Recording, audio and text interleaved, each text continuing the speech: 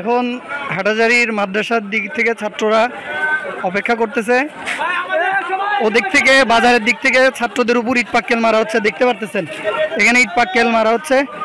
ইটগুলো এসে এখানে হাটাজারি মাদ্রাসার সামনে পড়তেছে। ছাত্র প্রায় 7 থেকে 8 জন আহত হয়েছে, এখন পর্যন্ত খবর পাওয়া গেছে 7 থেকে 8 জন আহত হয়েছে।